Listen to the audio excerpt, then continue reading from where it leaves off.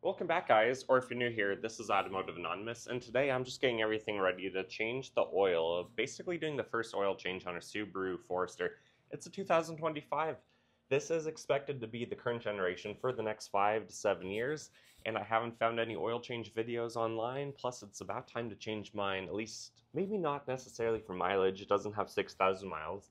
It's not quite 6 months old yet, but I just changed the oil on our Outback, and just to keep it simple, to keep it straightforward, and because I buy oil in two 5-quart jugs at a single time, it just makes sense to change these at the same time to have a little bit more convenience. Keep in mind, everything you see here today is not necessarily the right way to do it, but it's the way that I do it, and after having done dozens of oil changes, saving hundreds and hundreds of dollars over the years that I've been doing this, I've never had a single issue, but I will try to go kind of step to step through the process. And first of all, before you start anything like this, make sure that you're comfortable with it. And if you think it's worth saving 50, 60 bucks to do it yourself versus, paying a shop independently or paying a actual dealership to do it, keep that in mind. It's up to you how you want to go about changing your oil, but you have to do it. And in the case of Subarus, it's due about every 6 months or 6,000 miles. So first of all, make sure you have all of your tools. Make sure you have eyewear, gloves, paper towels. You have the right kind of oil. The Forester takes 0W20, 4.4 quarts, and we have a Subaru Authentic filter. We also have a filter removal tool because sometimes those are hard to remove. I also have a regular socket wrench. It's a 17 millimeter. At least that's what this should be, like a lot of other Subarus. I also have a torque wrench. Mine's not super fancy. It's just a basic one. We also have a towel. We have a jack, or we can use rhino ramps. Personally, you could do it without any of this to lift up your vehicle. I really like rhino ramps, so let me move all this out of the garage into the driveway or the street, and we'll see what we can do. And if you guys get anything out of this video, please consider liking this video, comment your thoughts and opinions below, and with that said, let's get right into the process. I personally really like rhino ramps. They're just easy to use, pretty straightforward, and they're pretty safe and reliable. I always push them pretty well under the tire, just to make sure that the vehicle's not just going to slide them forward when in fact it'll climb up pretty well, which I'll show you in just a second. But also changing your oil, it's just a fun way to connect with your vehicle, to look it over, to make sure everything's doing pretty well. And you learn more all the time, and it's a good opportunity to grow your own knowledge and your own understanding. Just make sure that you follow these steps carefully. And then once your vehicle is up on the ramps, make sure you put on the e-brake. Make sure you have a pair of clothes that you can afford to get dirty on, and that if there is any oil, you never put those in the dryer, but instead you air dry them in the future. I have the oil pan, I have my filter, I have everything in place. And you can see there is a lot of room underneath this vehicle. Thankfully, Subaru designs are pretty easy. It's easy to find the oil filter, the oil fill, the dipstick to check it after, and then the drain bolt to drop everything down. So we're gonna get right into it, starting with using the 17 millimeter socket to pop off the drain plug and to drain the 4.4 quarts of oil into our oil catch pan. So I just unscrewed the oil fill cap just to allow airflow so that the oil can come out more easily. Keep in mind, you don't want to do this when the vehicle's super hot. Like if the oil temp is 200 degrees, you could burn yourself. You're also more likely to strip the oil drain plug. And ask me how I know. I've done that before. Being too optimistic, coming back from a long day trip and wanting to change the oil before I settled in for the evening. Stripped it, had to go buy a new one from the parts store. Lesson learned. So the vehicle's maybe around 100 degrees right now so that the oil can freely flow. But first of all, of course, take off the cap. Come down here, make sure you know what you're actually going to take off. On these Foresters, it is right there in the center of the screen, right next to that exhaust piping, it looks like. Make sure you do not drain the CVT, which is further down right in front of where the drive shaft comes out for the rear. But for this one, it's only maybe 2 feet from where the bumper is. Right there, that black, that should be a 17 millimeter. And then once you get your 17 millimeter socket on it, it's just the basic lefty-loosey, righty-tighty. Ooh, that actually broke loose super easily.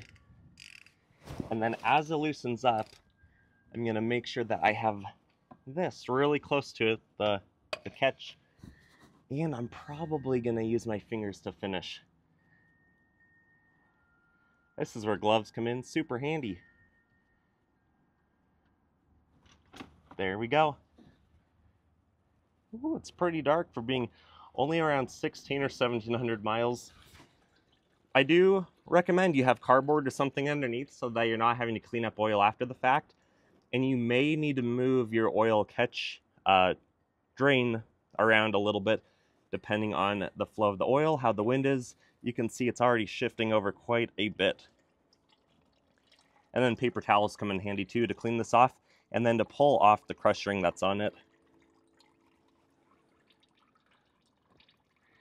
Otherwise, I usually leave it for maybe 10 minutes to let as much drain out as is possible.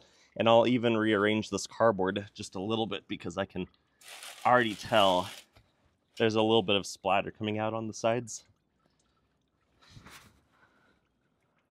Alright, it's now been maybe 10 minutes or so. You can see there's hardly anything else dripping.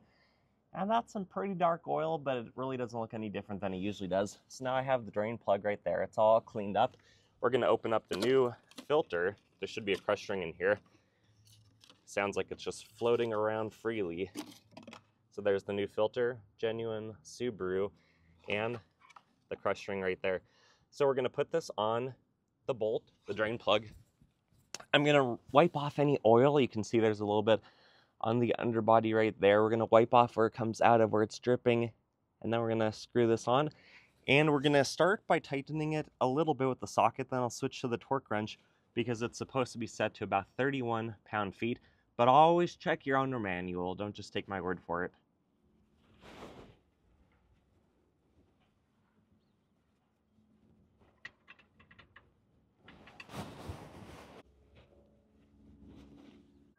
So now that we have the oil drain plug cleaned up, it's back to a hand tighten. You can maybe use the ratchet a little bit if you want, or I'm just going to go straight to the torque wrench. It's set on 31 pounds. Everything else is cleaned up, and you can see that the crush ring, that silver ring around it, is right there. So make sure that you have your torque wrench placed really well.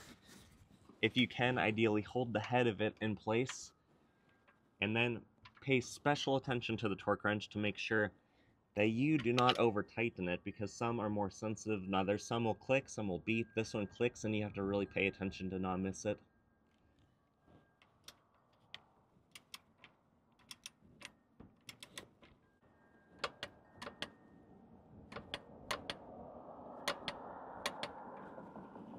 And just make sure that you don't over click it, over tighten it. But everything is done down here. There's a leaf on the ground, but there's no spill. Otherwise, we are going to move on to the upper half of the engine now, and then in just a little bit we'll take off the ramps. So the next thing to do, or at least the next thing I like to do, is change out the filter. We'll get a new one on, we'll get some oil around the ring, and then once that's on, we can just fill it up, and then we'll check the dipstick, we'll pull it to level, let it idle for a few minutes, and we'll see if there's anything else we need to do before we wrap this video up.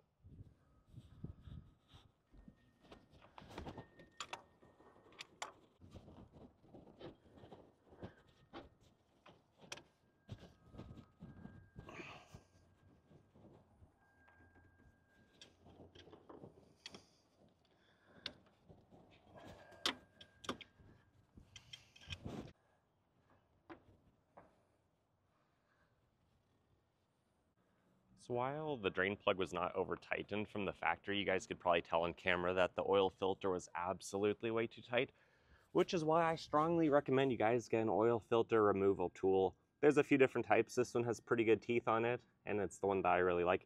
So now we're gonna take off the wrapper for that one. We're gonna open up the oil. We're gonna put a little bit of oil around the ring, just a tiny bit inside of it, and then we will hand tighten that back on, and be careful not to over tighten it. And I only recommend getting just a tiny bit of oil into the filter because it's top mount, so you do have to be careful that it's not going to just spill out as soon as you try to put it on.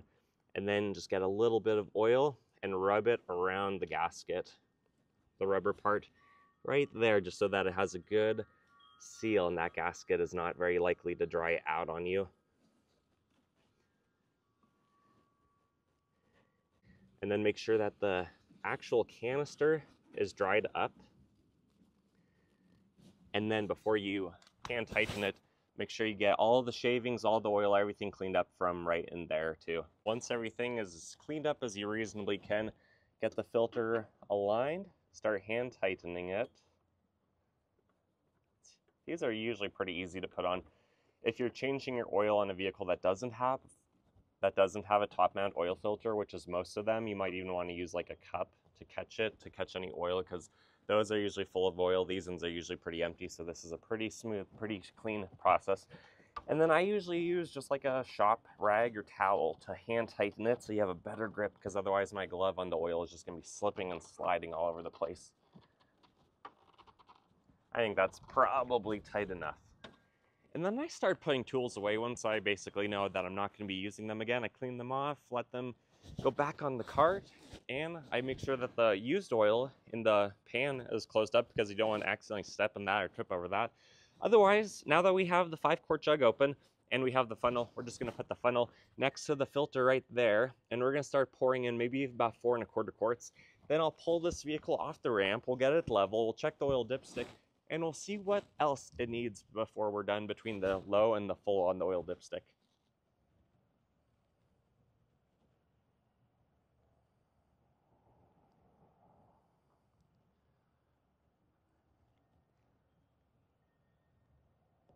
You can always add more oil, but it's a little bit more difficult to take it away once you've overpoured.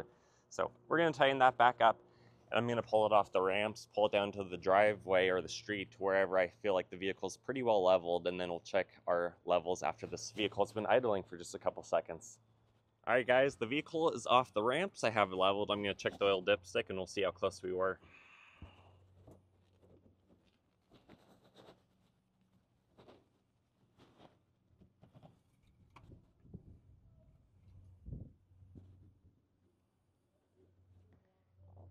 And it looks like it is just right before the fill line. I'm going to check that one more time, though.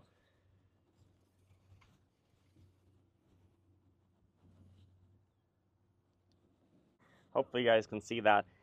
It goes basically right up to the second dot is where the bulk of it is, so I think we are in business.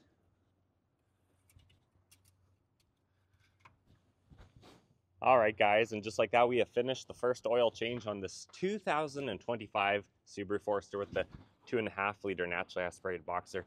Now I just need to go clean up the rest of the stuff. I'll pour the old oil into the jug that I just bought for this oil change, and I'll take it to the local parts store with the filter, and then they can dispose of it properly.